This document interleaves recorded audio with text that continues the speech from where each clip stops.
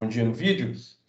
Hoje a gente vai começar a flexão composta, mas eu vou dar só o conceito de flexão composta. Eu vou fazer um exercício totalmente literal, um exercício só com letras. Então, talvez vocês não entendam tanto. Eu sei que vocês não são muito chegados no exercício só com letra, nem vocês nem o pessoal do noturno, né? Porque vocês ainda têm uma bagagem matemática, vamos dizer assim, menor que a do aluno de engenharia. Mas eu acho que é importante eu introduzir o conceito. O conceito estava dessa maneira na apostila que eu sigo.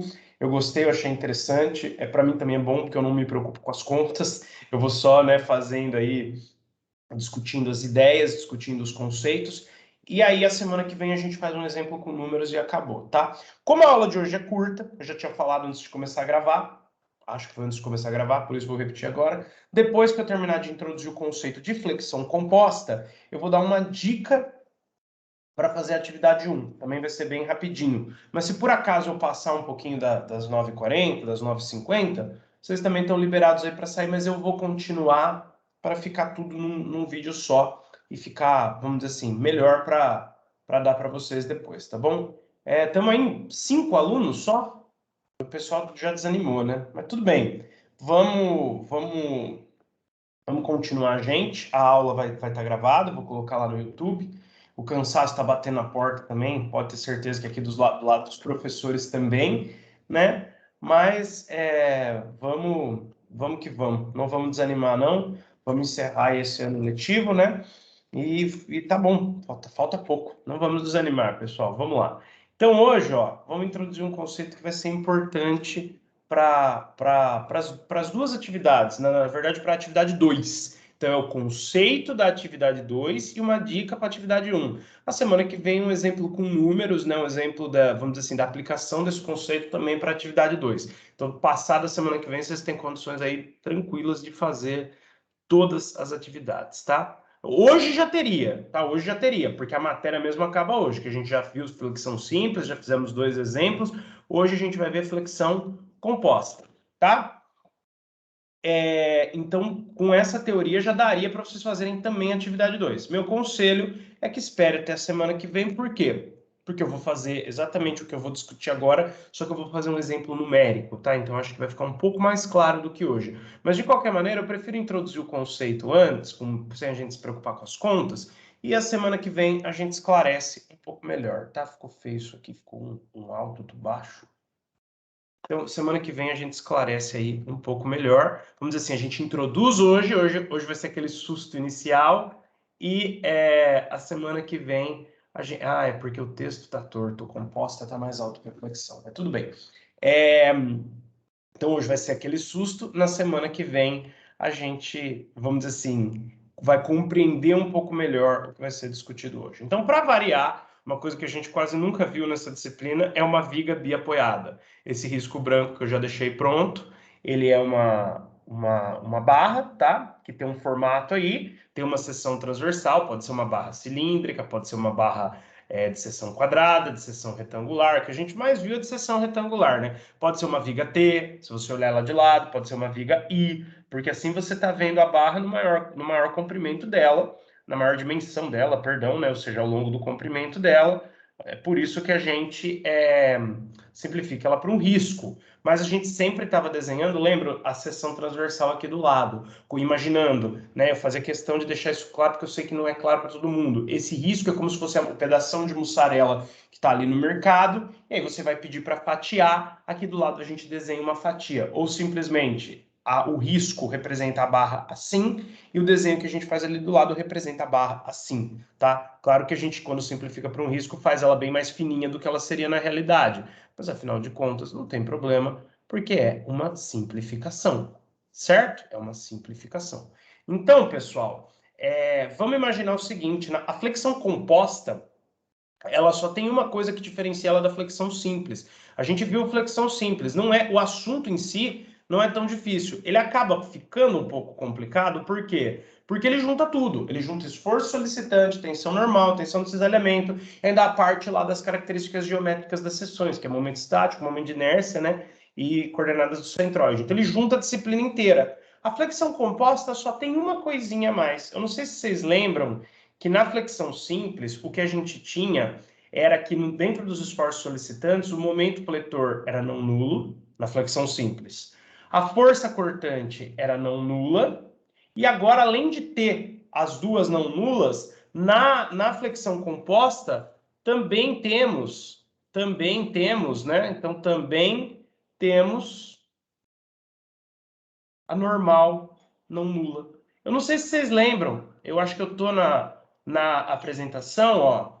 Eu acho que eu estou na apresentação, aqui é o exercício que a gente fez, né? Gastamos 2 semanas para fazer ele, porque ele era longo. Aqui foi a introdução, né? Representações no plano e tal. Flexão simples. A gente tinha o quê? Geralmente uma força vertical aplicada quando era flexão simples, tá? Mesmo nos exercícios de aplicação, olha o que a gente tinha. Olha o diagrama de normal, ele nem tá aí, porque a gente não tinha reações verticais. Quando a gente fez o nosso próprio diagrama, a gente também não colocou, perdão, não tinha reações horizontais. Também não colocamos o diagrama de normal. Agora nós vamos ter uma força normal. E isso vai mudar algumas coisas, tá? Isso vai mudar algumas coisas. A conclusão da nossa aula principal vai ser que a presença de uma força normal vai deslocar a linha neutra da barra. Ela já não vai mais passar pelo centroide, vai deslocar do centroide a linha neutra. Então, por isso que se chama flexão composta. Flexão simples, a linha neutra fica ali passando pelo centroide da seção transversal. E maravilha, tá? Agora aqui não, aqui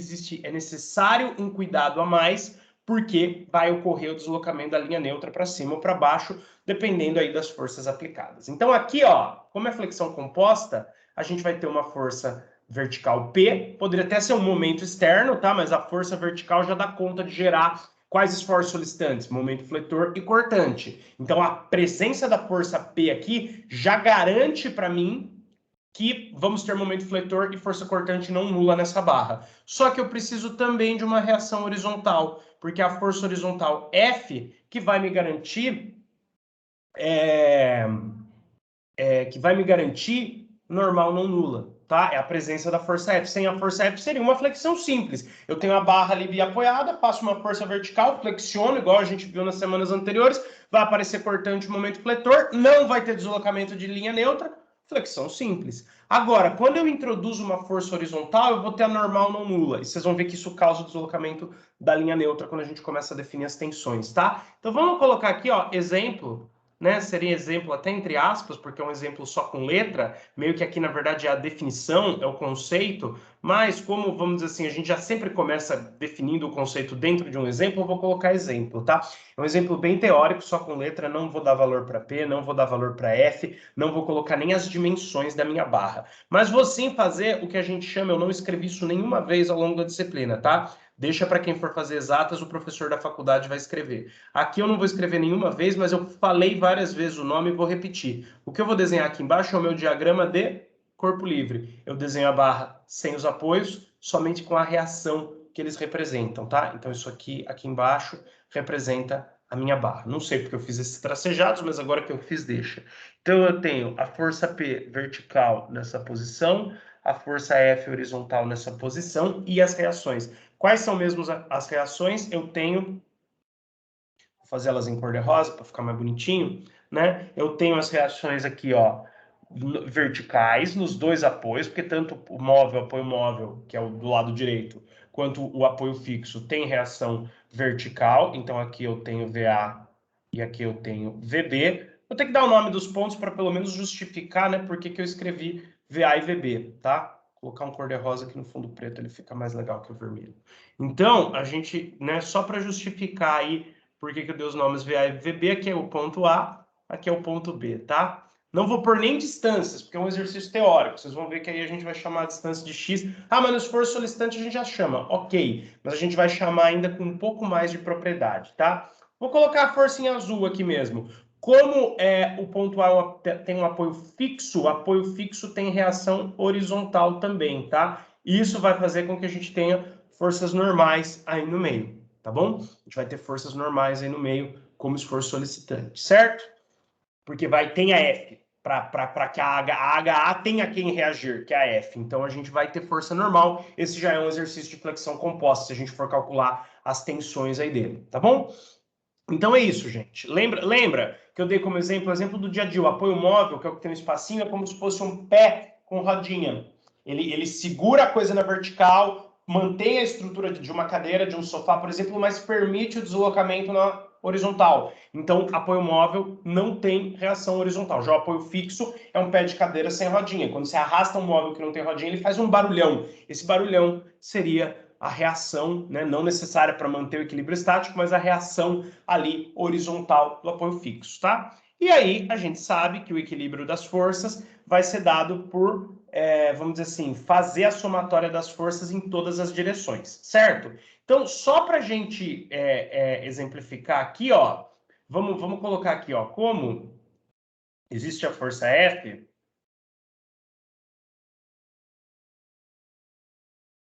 que é horizontal, né? Como existe a força F, que é horizontal, o que vai acontecer? A somatória das forças horizontais ou deitadas, ou no eixo X, vai ter que dar zero para que essa barra esteja em equilíbrio estático. Quem está no eixo X? Para o lado positivo do eixo X, a própria F. Para o lado negativo do eixo X, a força H. HA, certo? Isso aqui vai dar zero. Perfeito? Então, olha só, para a gente colocar também um cor-de-rosa aí por cima. Eu vou passar o HA para lá. Então vai ficar F igual HA, tá? Mas por uma questão estética aí, porque quem eu tô... F é o dado. F é como se fosse o meu número, tá? Quem eu tô calculando é o HA, eu vou pôr o HA desse lado, tá? O que eu fiz, na verdade, foi passar o HA para lá, com F igual a HA, mas é equivalente eu escrever F igual a HA, de eu escrever HA igual a F, certo? Então, como existe aí uma reação horizontal não nula, tá vendo? Existe aí uma reação horizontal não nula, a gente pode concluir que haverá esforço solicitante, força normal nesse problema, tá?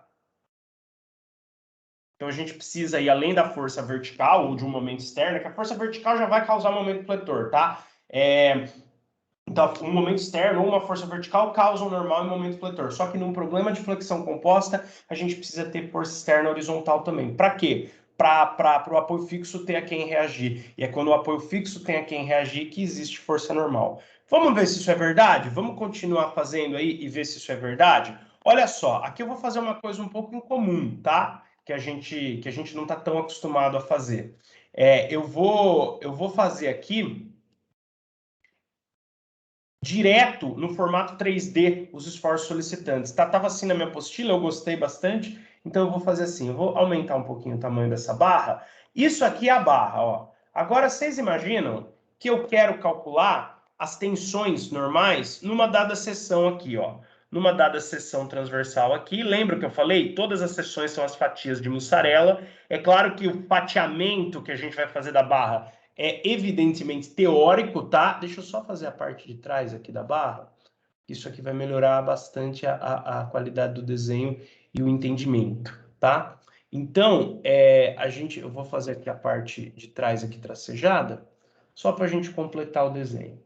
Então, quer dizer, a fatia, claro que eu não vou fatiar a barra, o fatiamento da barra que a gente faz, ele é teórico, né? Mas é como se cada fatia fosse um pedaço de mussarela que antes de fatiar está grudado ali na mussarela total, certo? E eu quero calcular as tensões nesse pedaço de mussarela. Vejam, dica aí já para as atividades. As tensões vão variar conforme a seção transversal, porque os esforços solicitantes geralmente variam conforme as seções transversais. E suponha que eu quero calcular as tensões nessa seção aqui. Um detalhe importante para orientar vocês, como eu não pus dimensões ao longo do eixo horizontal, tá? Eu vou dizer que aqui a seção, o comprimento onde eu quero calcular é x. E vou dar uma flechinha aí vou colocar uma flechinha aí para lembrar vocês que esse x pode variar. Eu posso escolher esse x onde eu quiser. Mas por acaso aí, para simplificar o nosso exemplo, saibam que eu escolhi uma distância x antes da força vertical P, tá? A força vertical a gente reparou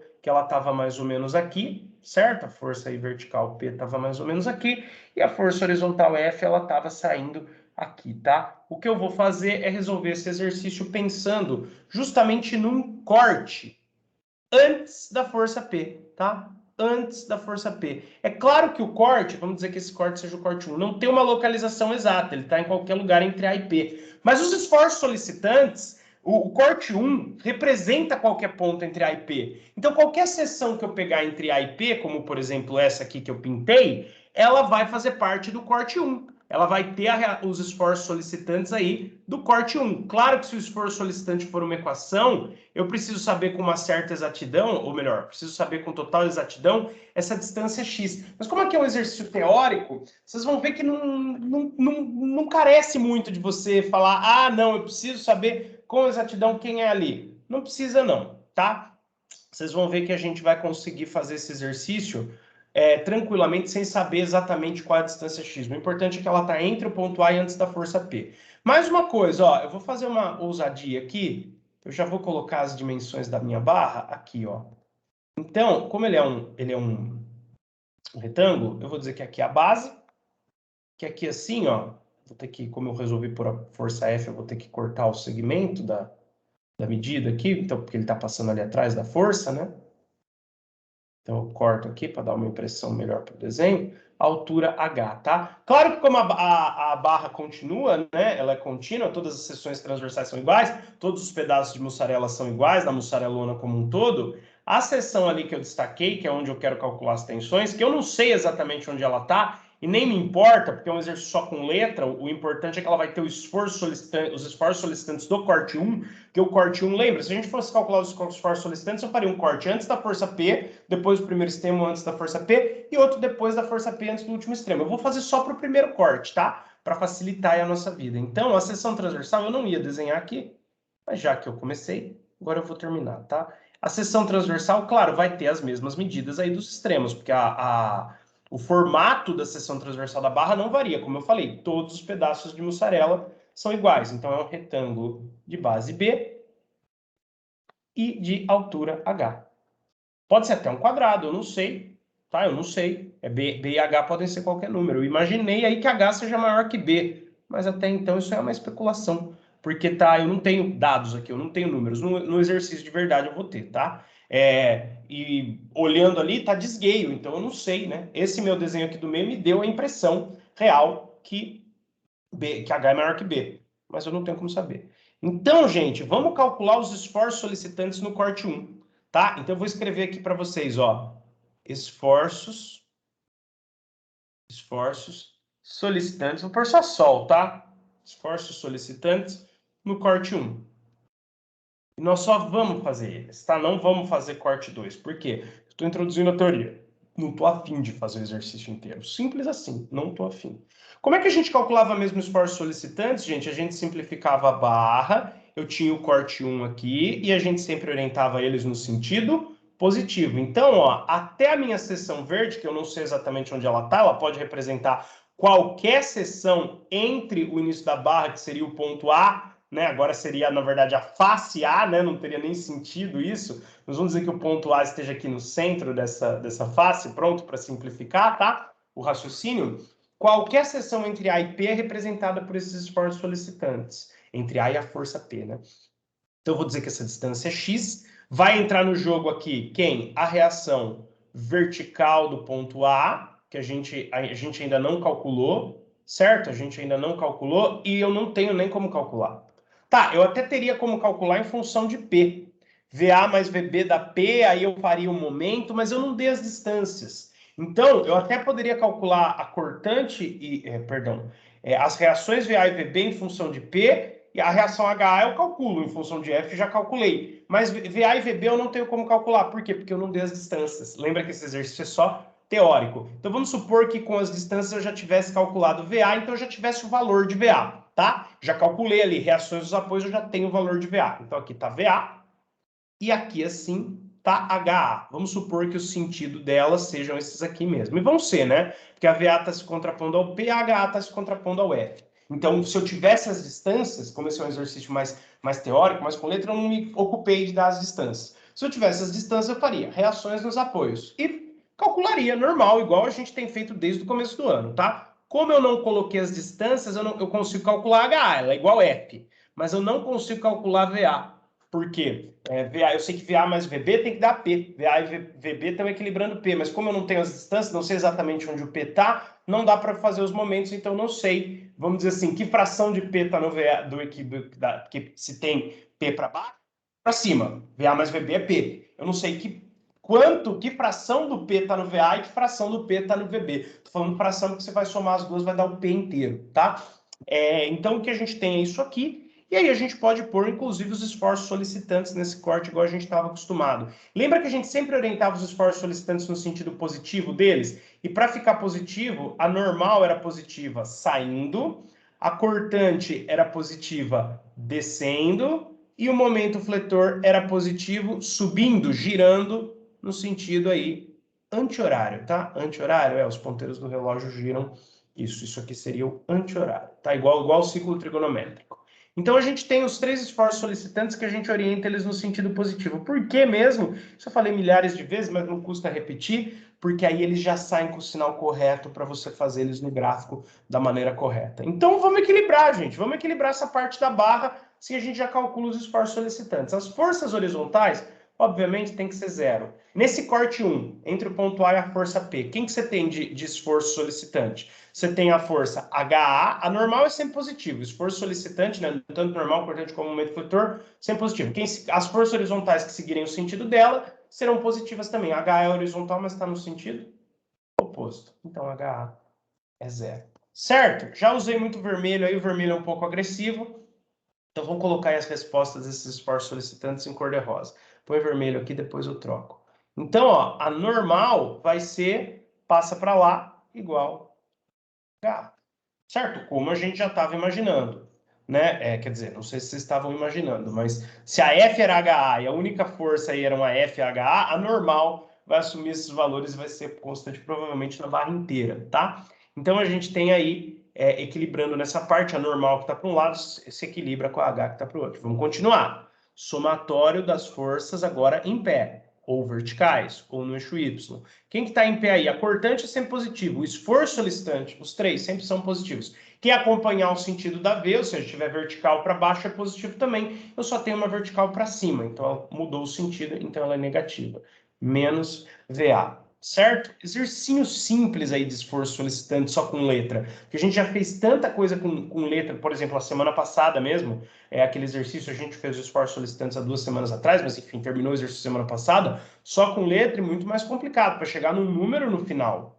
Esse aqui não, esse aqui é simplesinho, ó. Tem uma força para um lado, outra para o outro, equilibra, deu 0. Perto de muita coisa que a gente já fez nessa disciplina, isso aqui é bem mais fácil, tá?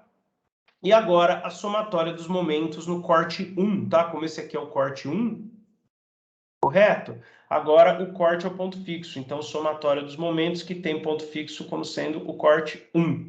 O momento fletor é positivo, então todo mundo que tiver no sentido dele, ó, que é o sentido anti-horário, vai ser positivo também, tá? Vai ser positivo também. Então, pensando na minha barra, onde é que eu vou desenhar isso? Vou desenhar pequenininho aqui embaixo, ó. Pensando no meu corte como ponto fixo, o momento fletor causa um giro assim, certo? Ó, o momento fletor verde ali. Então, pensando nisso como ponto fixo, desceu é positivo, subiu, que seria o giro contrário, é negativo, tá? Então, o momento fletor está positivo, gira para cá, H é horizontal, não gera momento. V está em cima do corte, não gera momento. N é horizontal, não gera momento. Só VA vai gerar um momento contrário. Então, menos VA.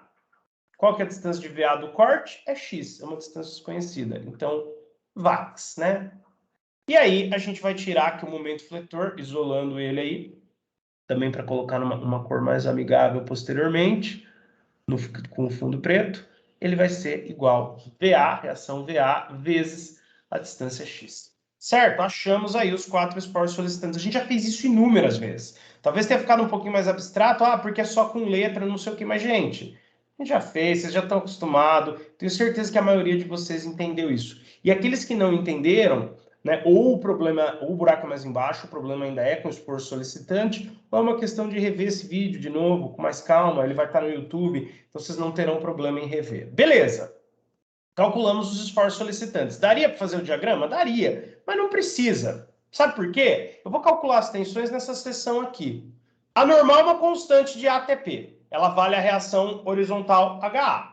A cortante é uma constante de ATP. Estou falando de ATP porque depois tem o corte 2, depois eu não sei, eu não calculei. Né? A cortante é uma constante. Quer dizer, a normal, os esforços solicitantes do ponto A até a força P, normal e cortante são constantes. A normal é igual à reação HA nesse trecho inteiro. A cortante é igual à reação VA nesse trecho inteiro. Quem que muda? O momento, que vai ser o momento fletor, que vai ser VA vezes a distância. Mas eu não tenho a distância x, eu não dei. Se eu tivesse dado x fosse 3, eu quero a tensão ali nessa seção que está a 3 metros do ponto A, eu multiplicaria VA por 3 e acabou. Como eu não tenho, é VA vezes x. Então, meio que os esforços solicitantes aí não são constantes. O momento coletor não é constante. Mas para efeito de cálculo, como ele vai estar multiplicado por x, é como se fossem aí 3 constantes. Então, é só substituir elas na fórmula de tensões. E é isso que a gente vai fazer. Para quê? Hoje eu só quero mostrar para vocês que a flexão composta, ou seja, a presença do esforço solicitante normal, gera o deslocamento da linha neutra. Só isso. Só isso. A semana que vem a gente vai fazer um exercício de flexão composta que vai ajudar vocês na atividade 2, tá?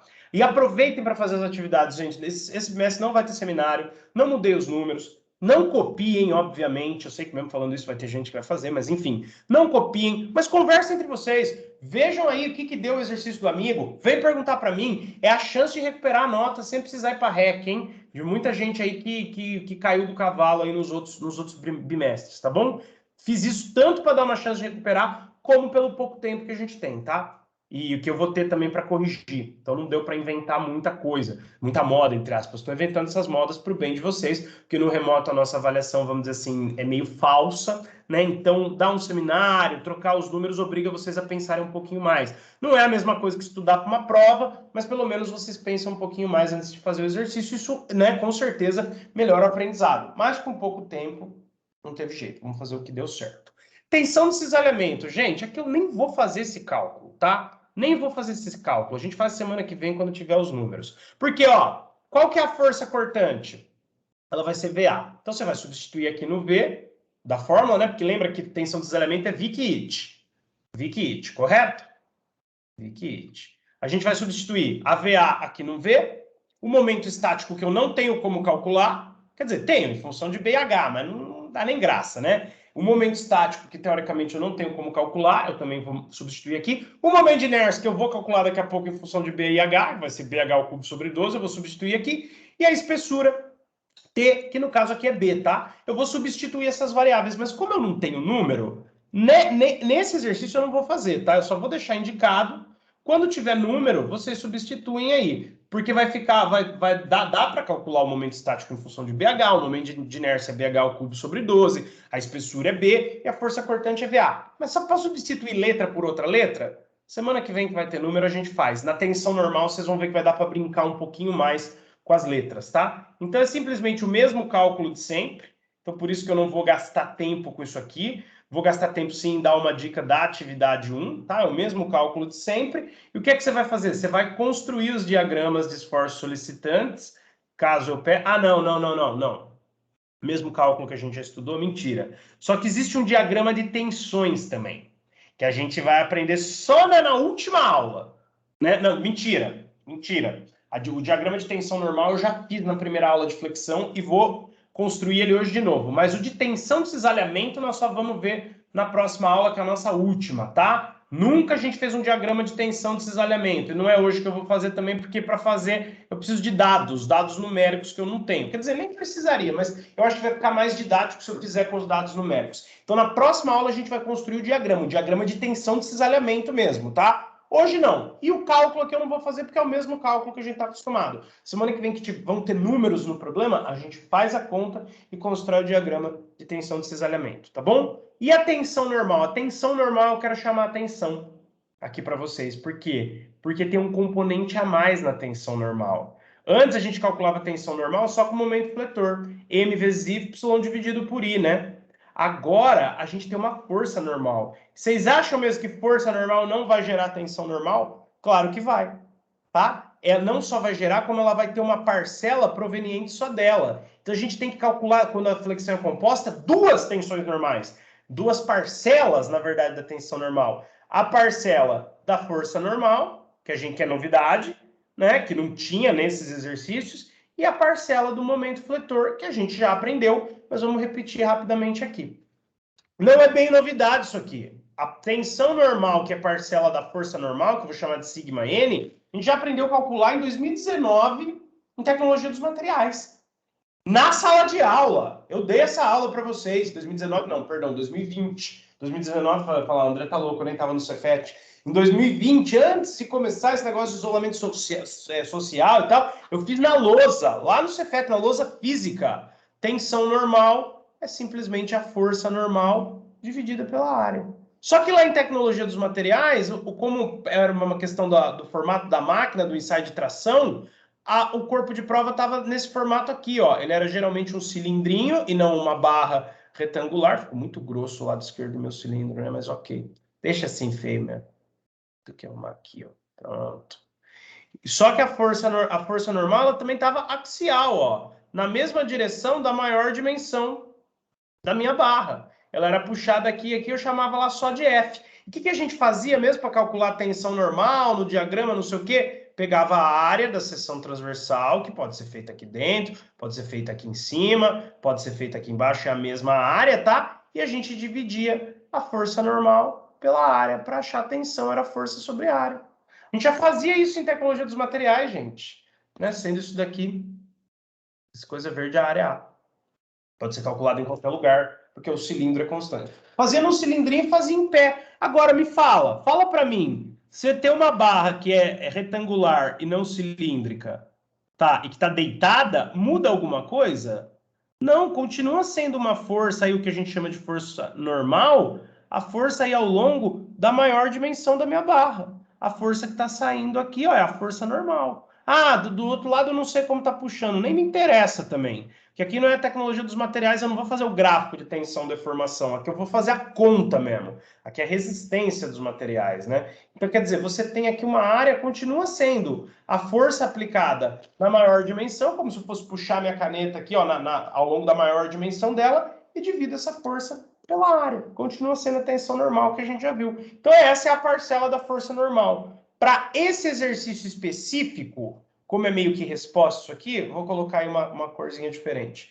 Para esse exercício específico, que ele não tem número, mas dá para a gente calcular um pouquinho melhor, a gente sabe que a força normal, a gente calculou no slide passado, N é igual a HA. Então, a gente pode trocar N por HA.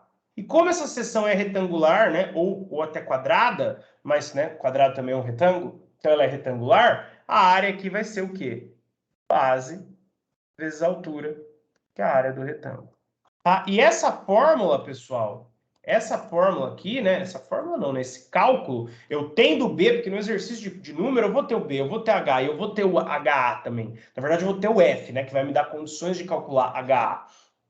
Isso aqui vale, ó, porque depois eu não sei se a força normal não muda. Não vai mudar, tá, gente? Não vai mudar. Mas eu não calculei. Então, ó, isso aqui vale para qualquer seção transversal. Para qualquer seção transversal, eu acho que é secção com 2 Cs, né? Porque é um corte. Para qualquer seção, para qualquer seção da barra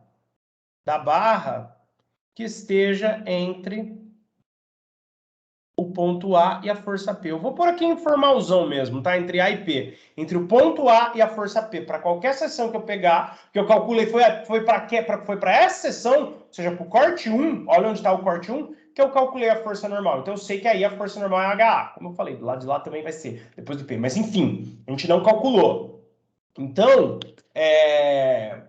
a gente sabe que isso aqui, o HA, que é a força normal, ó, calculamos aí, dividido pela área da seção transversal, que é B vezes H, vai dar HA sobre B vezes H para qualquer seção da barra entre A e P. Na verdade, para a força normal é para a barra inteira, né? Mas vamos supor que um exercício muito louco aí apareça um lugar que a força normal varia. Só para vocês saberem que tem que calcular o esforço solicitante, calcular a força normal para depois jogar nessa fórmula. Essa fórmula é mais simples. Força sobre área. Tensão normal advinda da força normal é força sobre área. A gente calculou a tensão normal, a gente tem a seção transversal, dá para calcular a área. Força normal, a gente calculou a força normal, perdão. Força normal sobre área vai dar a tensão normal. Pelo menos a parcela da tensão normal vinda da força normal. Só que a tensão normal também tem uma parcela dela que vem do momento fletor. Ó. Então, parcela do momento fletor. Certo? Essa a gente já sabia calcular.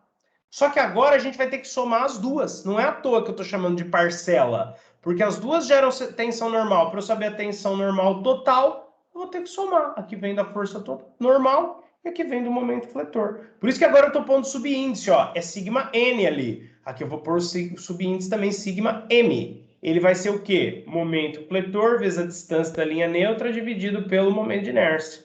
No caso, IZ, tá? IZ. Só lembrando vocês aí que como a gente tem a barra assim, ó, eu tô chamando, a gente sempre chamou aqui de Y e aqui de X, para não ficar muito, para não repetir o X e não ficar um troço antididático, no ano passado eu até repeti o X, eu tô chamando aqui, ó, essa seção de Z. Mas se você olhar a seção transversal aqui da barra, se você olhar o retângulozinho assim, ó, esse eixo Z, na verdade, é o quê? É o eixo horizontal que passa aqui. Então, na prática, calcular o IZ vão ser igual aos cálculos de X que a gente fazia. Mudou a letra, mas a ideia é a mesma. E aqui, como você tem um eixo Y vertical, você teria um eixo Y aqui, passando aqui também. Mas nem precisa, porque você precisa do Z, porque no fim a gente só vai calcular o momento de inércia na horizontal, que aí a gente vai chamar de IZ. Entendeu por quê? Porque a gente já gastou a variável X com a dimensão maior, então a gente tem que mudar a variável. Mas continua sendo o IX, que a gente aprendeu lá na seção geométrica. Só estou chamando ele de outra letra, porque o X aqui seria outra coisa, mas continua sendo o momento de inércia em relação à horizontal, tá? E aí a gente tem condições de calcular. Só uma observação, gente. Olha aqui. Se Y é a distância da linha neutra, e eu tenho uma barra aqui retangular, eu vou pegar 3 fibras principais dela, ó. Porque uma fibra é uma linha que passa aqui, tá? Eu vou pegar a fibra 1, que está nesse extremo de cima, a fibra 2, que está nesse extremo do meio, e a fibra 3, que está nesse extremo de baixo. Seção retangular, 3 fibras, tá? Se fosse uma seção mais complexa, eu vou falar isso daqui a pouco, na dica que eu vou dar da atividade, tipo uma viga T, tem uma viga T lá numa atividade, era bom pegar, toda vez que a seção variar, você pega uma fibra para testar. Mas aqui, como é retangular, são 3 fibras só. Em uma, ó, você vai ter um Y, que é igual metade de H. Como assim, André? Não entendi. Ó, se tudo aqui é H, gente, tudo aqui é H, ficou lindo meu negócio, né? Agora fecha, né? Tudo aqui é H, aqui é a linha neutra, concorda comigo? Então, a distância da linha neutra desse extremo aqui, ó, é H sobre 2. Então, aqui o seu Y é H sobre 2. Aqui embaixo, o seu Y também é H sobre 2, porque ele tá, se tudo é H, a linha neutra está na metade. A distância aqui, ó, dessa fibra 3 até a linha neutra é metade de H. A distância dessa fibra 1 até a linha neutra é metade de H. Y é a própria linha neutra, tá? Y é a própria linha neutra. Então, eu vou até tirar isso aqui para eu conseguir escrever. Como Y Y é a própria linha neutra, olha o que eu estou falando. Y é a distância da linha neutra. Na fibra 1, Y é metade da altura do retângulo. Na fibra 3, Y também é metade da altura do retângulo. Como a fibra 2 é a própria linha neutra, a distância da linha neutra aqui na fibra 2 é zero. A fibra 2 é a linha neutra. Então, a distância da linha neutra, a distância que a fibra 2 tem da linha neutra é zero. Já a fibra 1 e a fibra 3 têm a distância máxima da linha neutra, que é metade da altura, que é H sobre 2, tá? Então, aí a gente consegue calcular com esses dados facilmente a tensão normal nas 3 fibras. E daqui para frente, pessoal, é bom, por precaução, a gente fazer nas 3, ou se for uma seção complexa até mais, né? Fazer a tensão normal aí em todas as fibras. Então, na fibra 1, ó, para a gente ver qual realmente é a máxima. Sempre é nos extremos, vai ser ou na 1 ou na 3. Mas se você quiser, se eu pedir a tensão normal máxima vindo do momento fletor, calcula na 1, calcula na 3, que pode ser que mude. Seção retangular dificilmente vai mudar, a não ser que seja flexão composta. Mas a gente já vai ver isso, tá? Mas calcula nas duas por via das dúvidas, ó. Então aqui, momento fletor, a gente sabe que qualquer momento fletor é VA vezes X, pelo menos do ponto A até P, calculamos isso aí. Então, momento fletor, a gente substitui aqui VA vezes X. Y, que é a distância da linha neutra na fibra 1, Y é H sobre 2. E tudo isso aqui vai ser dividido pelo momento de inércia, que é o quê? BH ao cubo sobre 12. O retângulo está no centro, a origem, o centroide do retângulo está na origem do plano cartesiano, então BH ao cubo sobre 12, já era. É só eu rearranjar isso aqui, ó. Em cima eu tenho VAX vezes H sobre 2, ó. Então eu vou copiar tudo. VA vezes X vezes H, tudo sobre 2, concorda? Se eu quando eu multiplico um número por uma fração, eu multiplico o número pelo numerador e mantenho o denominador, certo? VA vezes X vezes H e o 2 dividindo tudo. É sempre assim, se fosse, por exemplo, ó, deixa eu fazer aqui para poder apagar depois. Se fosse, por exemplo, gente, exemplo com número, para ficar mais fácil para vocês, 7 vezes 2 vezes 3 meios, o que eu faria? Multiplicaria o 7 por 2 por 3 e mantenho aí o denominador embaixo de todo mundo, tá? Então, foi isso que eu fiz com essas letras aqui de cima. VA vezes X vezes H dividido por 2. Então, seria a fração de cima. Quando eu vou fazer divisões de frações, eu copio a primeira e multiplico pelo inverso da segunda. Da segunda é a de baixo, né? Embaixo eu tenho BH ao cubo sobre 12, então vai ficar 12 sobre BH ao cubo. Tá? Aí dá para fazer algumas simplificações aí, ó. Eu consigo cortar H, tem 1 H em cima com 3 H embaixo, então sobram só 2 H embaixo. E tem um número aí, dá até para eu cortar um número, ó. Simplifica por 2 dá 1, simplifica por 2 dá 6. Então eu tiro aqui, ó, pessoal, eu tiro aqui que na fibra 1, a minha tensão normal vai ser menos... Eu não entendi o porquê do menos, André. Calma que eu já explico. Menos 6, ficou meio apertado porque juntou aqui. 6 vezes VAX, ou seja, menos 6 VAX, dividido por pH ao quadrado. Isso na fibra 1, tá? Menos 6 VAX sobre BH ao quadrado. Por que que é menos? Por que que é menos se a força é positiva? Olha só, porque nessa fórmula entra o módulo do momento fletor, hein, gente? Então não importa se ele é mais ou menos, o que entra aqui é o módulo do momento fletor. Mas por que que é menos? Porque a flexão, ela não está sendo feita na barra pelo ponto P, ela não está causando isso aqui, ó, na barra. Certo? A força está aqui, então aqui está como se fosse mais levantado e aqui está como se fosse mais em pé. Mais ou menos, tá? Bem mais ou menos esse desenho. Eu tentei fazer torto para dar a ideia que está forçando mais de um lado do que do outro. Mas de qualquer maneira, a força está vindo de cima, então está fazendo um sorrisinho na barra. Concorda comigo? Então você tem a linha neutra aqui, ó. Você tem a linha neutra aqui. A parte de baixo, como a gente já viu, está sendo esticada. Então a parte de baixo está sob tração. E a parte de cima está sendo comprimida, está sob compressão. Deixa eu mostrar um desenho maior que a gente viu em algumas aulas atrás. Lá. Aqui, um desenho bem grande. Aqui a força estava bem no meio. Ali ela está um pouco deslocada, mas ainda é a mesma coisa. É um sorrisinho. O sorrisinho estica embaixo e comprime em cima. Por convenção, compressão é uma tensão negativa, já que aqui a gente está calculando o negativo, vamos arrastar esse sinal aí negativo. Por mais que na fórmula seja um módulo do momento fletor e as outras sejam variáveis geométricas, a gente tem que compreender aí que ela é negativa, porque ela é compressão. Então seria bom arrastar esse sinal. Tá bom, gente? E na fibra 2? Na fibra 2 é o mais fácil. Olha por quê.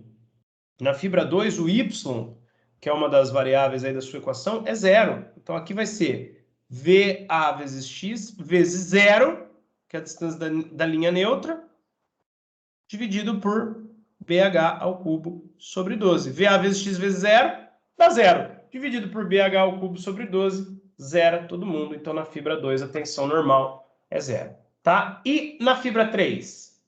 Ainda é a parcela do momento fletor, hein, gente? Na fibra 3 vai dar a mesma coisa que na fibra 1. Certo? Concorda? É o mesmo número. O BH ao cubo sobre 12 não mudou. O VA vezes x não mudou. E o HA também não mudou. Então, na fibra 3, o que a gente vai ter vai mudar só uma coisa, o sinal, ó. Aqui é tensão de tração, porque ela está embaixo, a barra está sorrindo, né? Se você... Deixa eu ver um papel aqui que eu posso amassar. Se você fizer aqui, ó, um rolinho de papel e fletir assim, tipo um sorriso, vai ficar bem claro para você que você está esticando a parte de baixo e comprimindo a parte de cima, tá? Então, por isso que a parte de cima aí é 6 VAX sobre pH ao quadrado, tá? Positivo e negativo, tá? Os sinais estão aí porque aqui é uma tensão de tração e porque ali é uma tensão de compressão. Só por isso, porque na fórmula é o módulo do momento fletor, tá? Só que aí é bom a gente aprender esses sinais. Então, certo seria eu já colocar, como eu sei que é compressão, um menos na equação inteira. assim como na de baixo. Eu sei que é tração, eu colocaria um mais na equação inteira, só para ficar aí matematicamente válido, tá? E é isso. Bom, agora eu tenho condições de desenhar os diagramas das tensões, que eu ainda não fiz. Até então eu não fiz, tá? A gente vai fazer a semana que vem a da normal e a da tensão de cisalhamento. Na última aula eu vou ensinar a da tensão de cisalhamento e vou dar uma parecida para vocês fazerem, tá? E aí, qualquer dúvida vocês vêm me perguntar, né? Então, ó, diagrama das tensões normais seriam aqui. Se eu apagar isso aqui, vai apagar provavelmente coisas do outro slide, será? Vamos ver. Se apagar, eu dou um desfazer aqui. Não, não apagou. Tração, compressão, sinal de menos foi a última coisa que eu fiz? Não. Tá ok. Então, ó, diagrama de tensão normal. Diagrama de tensão normal. Certo? O que vai acontecer? Como é que eu desenho o diagrama de tensão normal? Bom, a semana que vem a gente vai fazer os dois, de normal e de cisalhamento, tá? Hoje, só o de tensão normal. Gente, eu tenho a barra aqui retangular, tá? Então, vamos desenhar a barra aqui retangular. Traçar a linha neutra, que é a fibra 2. Então, a fibra 1 está aqui. A fibra 2 é a própria linha neutra, que está aqui embaixo, certo? Por enquanto, a fibra 2 é a linha neutra, vocês vão ver. E aqui é a fibra 3. Lembra que linha neutra, a gente definiu como ser uma linha horizontal que passa pelo centroide para ficar mais fácil. Mas, na verdade, linha neutra é onde a tensão é zero. Olha aqui, na flexão simples, volta, volta, volta, volta, volta, volta. Se você tem tensão negativa em cima e positiva embaixo, se troca do negativo por positivo, é porque existe uma linha onde a tensão é zero. E se a gente analisar só a parcela do momento fletor, vai. Se a gente analisar só a parcela do momento fletor, que eu vou fazer ela aqui, ó, eu vou fazer ela aqui assim, um pouco mais para frente, então aqui a gente vai fazer a parcela da tensão normal, já. Um pouco mais aqui para frente eu vou fazer a parcela do momento fletor. Se eu avaliar só a parcela do momento fletor, como é que fica o meu diagrama de tensão que a gente já fez naquela primeira aula? Eu só vou repetir aqui. Como é que fica o meu diagrama? Ó, então essa aqui é a tensão parcela do momento fletor. A gente sabe que a compressão máxima, lembra que a gente convencionou, compressão é negativo da esquerda para a direita. A compressão máxima a gente calculou. Quanto é que ela era mesmo? Ela era menos 6 watts sobre BH quadrado. Certo? Menos 6 watts sobre BH ao quadrado. Concorda? Era isso aqui. O valor de tensão normal era esse aqui em cima. Estou pensando só nessa unidade. Vai dar quilonewton vezes metro, dividido por metro cúbico. Tá certo, a unidade está correta. Então, a máxima de compressão estava em cima, certo? Estava em cima, porque a gente sabe que em cima está apertando, está comprimindo, e a maior distância da linha neutra é na superfície de cima, portanto, na fibra 1. Então, é a máxima. A mínima, a gente sabe que tem o mesmo valor e que está lá embaixo, ó. Está lá embaixo, está tracionando, mas é a mesma distância da linha neutra, é a maior distância da linha neutra. Então, aqui é a máxima, tá? Então, realmente, só pela parcela do momento fletor, a linha neutra está aqui no meio, está aqui no centro. Ficou meio grande minha flecha, né? A gente dá uma diminuída nela na gambiarra. Então, a máxima ali de baixo é a máxima igual a daqui de cima, igualzinha, né? Pode ser que não pareça, mas é importante que eu deixe esse meu desenho simétrico para que vocês entendam o conceito, tá? Então, eu vou ter que dar uma forçadinha aqui para ficar do mesmo tamanho. Pelo menos, mais ou menos, tá? Porque tem que ser triângulos idênticos que representam esses diagramas aí de tensões, tá? Eu acho que aqui... Mas aí já ficou torto o desenho aqui. Vai ser difícil arrumar.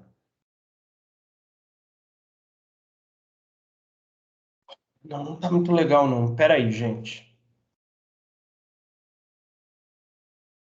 Nossa, o que eu arrumei agora? Puta, voltou no começo, que ótimo.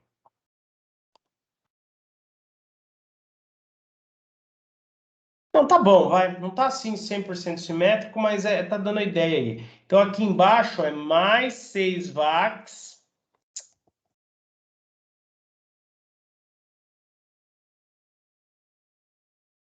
Aqui embaixo, ó, pessoal, a ideia é que fique totalmente simétrico. O triângulo de cima, tá vendo que eu desenhei um triângulo tracejado, cheio, flecha? Tem que ser igual o triângulo de baixo, tracejado, cheio, flecha, tá? Então, mais 6 VAX dividido por BH quadrado, tá?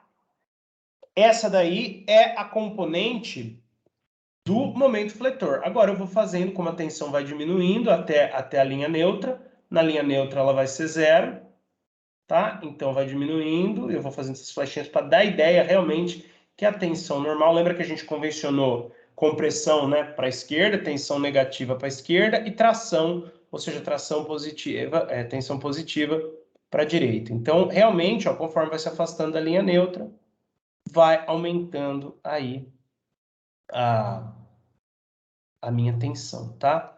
Lembra que a gente calculou que era o H sobre 2 e tal, ele vai diminuindo, né? Então, na verdade, não vai ser mais H sobre 2, vão ser frações cada vez menores. Então, o que vai diminuir é esse número 6 aí e vai fazer com que a gente obtenha aí realmente valores menores de tensões, tá? Então, esse é o diagrama da componente vindo aí do momento fletor, tá? Esse diagrama a gente já aprendeu, esse diagrama já foi feito na primeira aula de flexão, eu fiz ele com vocês, ó. Peraí que tá salvando, a apresentação tá um pouco grande, porque eu já tô fazendo direto aqui na apresentação da aula, né? Essa aqui é a penúltima aula. Então, a gente já havia feito, pessoal, aqui, ó, a gente fez ele de uma maneira simplificada, tá? Fazendo no mesmo, para vocês entenderem bem o que estava acontecendo, e depois fez a representação real aí cruzando, que é mais comum. Tá vendo? A gente já fez isso aqui.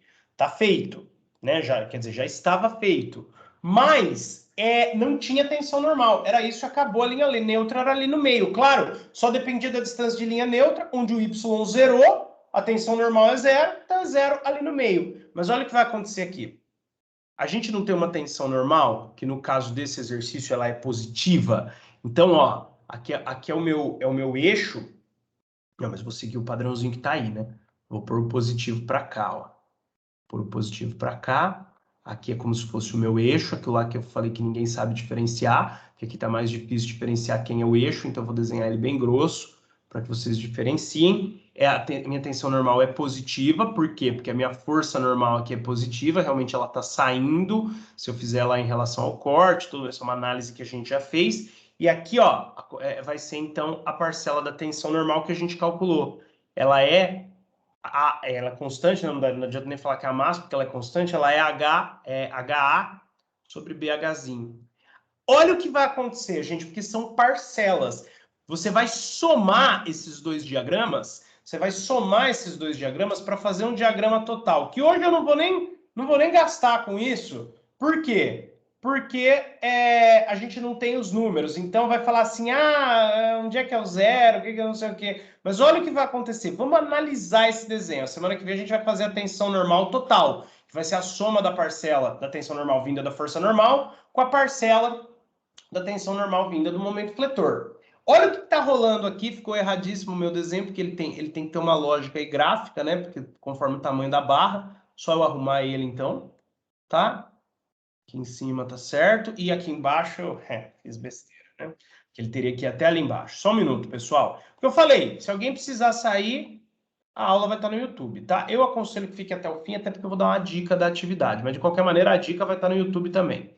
Então aqui, ó, tem que ir até onde a barra acaba o diagrama, né? Senão fica errado. É que a barra ficou menorzinha, eu acabei errando o de tensão. Acabei fazendo errado, é o terceiro que está errado, não é esse segundo. Esse segundo está alinhadinho com a barra, agora eu vou ter que mudar o desenho da barra, né? A barra vai ter que ficar um pouquinho maior, mas no PowerPoint é bom que eu faço isso rapidão. Se fosse na lousa, já pensou, eu ia ter que apagar tudo. Eu aumento ela assim, ó. Tá? Desceu aqui. Veio aqui. Agora é só aumentar. Olha que beleza. Tá bom ainda não. Isso, aí ela não cabe, o 1, 2, o 3 o 1, 2 e o 3 não cabem no desenho. Tudo bem, depois eu escrevo o 1, 2 e o 3 certinho para mandar para vocês, tá? Porque agora ela tá um pouco mais representativa. Mais ou menos, né? Porque aí essa linha neutra não tá passando no meio do diagrama de de força normal, o outro diagrama também zoado. Enfim, eu vou arrumar o desenho e mando para vocês. Agora a gente não tem tempo de fazer isso. Aí, pessoal, ó, presta atenção comigo. Olha aqui para mim. Você está somando uma coisa positiva que tem valor. Ela tem o valor aqui de HA sobre BH. Então, você vai somar uma coisa que tem um valor positivo. Num negócio negativo, vai dar uma equilibrada. Vai somar um negócio positivo num negócio negativo. Vai chegar um ponto que vai ter um valor de tensão aqui no momento fletor igual à tensão normal. E quando você somar o positivo num negativo igual, é que ele zera. O zero vai estar um pouquinho aqui mais para cima. No que era inicialmente a linha neutra, que não parece que está no meio aqui, porque ficou estranho o meu desenho, mas ela estaria no meio aqui de tudo, você vai estar somando uma coisa positiva em algo que já é zero. Então, positivo mais zero vai dar uma coisa positiva. E aqui embaixo sempre vai aumentar. A gente vai ver como é que fica o diagrama semana que vem. Hoje, para terminar, faltou mais um slide aí, né? Que eu falei, quem precisa sair pode sair, fica à vontade. Mas eu vou terminar aqui e, se possível, ainda vou dar a dica da atividade, que é mais negócio para vocês, tá? Então, olha só, pessoal, olha o que a gente vai fazer aqui. Vou calcular para vocês a soma das duas na fibra 1, na fibra 2 e na fibra 3. Vou calcular aí para você a soma, tá? Então vamos lá. Ó, na fibra 1 eu tinha a componente do momento fletor que eu calculei, da fibra 1, e a componente da força normal, que é igual em todas as fibras. Então, da força normal eu não vou ficar discriminando se é fibra 1 ou se é fibra 2. A do momento que muda, porque muda, vamos dizer assim, a distância, né, o Y lá, então é ela que eu vou discriminar quem é quem. Nós já calculamos tudo isso, eu só vou fazer aqui a soma, que a semana que vem a gente vai fazer no gráfico, vai fazer mais completo. Quais que eram os valores mesmo? Ó, aqui era zero. Lembra que na fibra 2 era zero? Então aqui, ó, dava 0 mais HA sobre BH. Componente da força normal, a gente calculou, ó, HA sobre BH. E aqui na fibra 2 é zero. Aqui, ó, como era compressão, era menos 6 VAX P sobre H ao quadrado, tá? Mais HA sobre BH. E aqui embaixo, ó, que era a tração, era mais 6 VAX BH quadrado. Mais 6 VAX BH ao quadrado, tá? E isso aqui você vai somar com mais também a força normal, HA sobre BH. Gente, olha aqui. Tem alguma chance do que era inicialmente linha neutra, ou seja, fibra 2, tem alguma chance de eu ter tensão normal também e a fibra 2 continuar sendo a linha neutra? Não. Vai dar um valor positivo aqui, não vai dar zero. Para ser a linha neutra, tem que dar zero, tá? Pessoal, vou dar a dica assíncrona, tá? Porque eu já devo estar cansado, vocês também. E é algo importante, é um vídeo que a gente faz rapidinho. Eu escrevi algumas coisinhas aqui, igual eu fiz no ano passado, tá? Então são dicas aí rápidas, eu vou dar ela assíncrona, porque agora aqui não vai render. Vamos terminar a aula, a gente vê flexão composta a aula que vem, e a dica eu dou de maneira assíncrona, assim a gente fica a última semana livre, só para animar um pouco mais vocês aí. Então, ó, na fibra 2 não tem como zerar, porque eu vou estar somando zero em algo que já é positivo. Para baixo da fibra 2, conforme eu vou me aproximando da fibra 3, eu vou somando uma coisa positiva com outra coisa positiva. Concorda? Porque, ó, para baixo da fibra 2 está aqui, ó, é o positivo. A tensão vinda do momento positiva, que a tensão vinda da normal também positiva, vai dar coisa positiva. Onde pode zerar é para cima da fibra 2, que eu estou somando um positivo com um negativo. Na fibra 1, exatamente, não vai zerar, ó, porque provavelmente esse negativo é maior que o positivo. Mas conforme eu vou me aproximando, nesse exemplo, pelo menos parece que é. Não temos números, não dá para afirmar com certeza, mas geralmente é, então vamos dizer que aqui também seja. Agora, se você for diminuindo aí a distância da linha neutra, vai diminuindo esse número. Vai ter um momento aqui que você vai ter uma tensão, não sei exatamente onde vai ser, vamos dizer que seja aqui, negativa, igualzinha à tensão vinda da força normal. É nesse lugar aqui, que eu não tenho isso com números, eu não tenho como precisar exatamente onde é, que vai zerar. É entre a fibra 1 e 2 que vai estar o meu zero, não mais na fibra 2. Então, ó, como conclusão, gente, saibam que na flexão composta,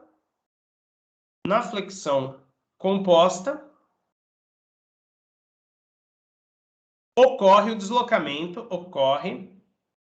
o deslocamento da linha neutra. Então, vocês vão ver que na flexão composta, a linha neutra desloca. A fibra 2 já não é mais uma região de tensão zero. Ela é se eu tivesse componente de tensão normal só do momento fletor. Mas eu não tenho, eu vou ter que somar as duas. Então, aqui, ó, na fibra 2, não vai mais ser zero. Então, ela já não é mais linha neutra. Ela se desloca, se a tensão normal for de tração, a linha neutra se desloca para o lado da compressão, que é onde tem alguma chance de zerar, positivo com negativo. Agora, se ela fosse negativa, a tensão vinda da força normal, ela já seria negativa, então a linha neutra se deslocaria para a parte positiva, para a parte de tração, que é onde tem chance de zerar, mais com menos. O ponto é, na fibra central, já não zera mais. Você já tem algo que será somado num zero, seja positivo ou negativo, já não zera mais. Então, na flexão composta, saibam disso, ocorre o deslocamento da linha neutra. Então, cuidado que vocês devem tomar aí, resolvendo os problemas. Tá bom, pessoal? Dica eu dou de maneira assíncrona. Obrigado para quem ficou até agora. Quinta a gente se vê na nossa última aula, tá? Que vai ser um exemplo disso aqui com números. Vai ficar mais claro. Isso aí com letra é mais abstrato. Na semana que vem a gente vê com números, aí vocês já vão estar prontos para fazer a atividade 2. E a dica da atividade 1 eu mando para vocês, tá bom? Valeu, pessoal. Até mais.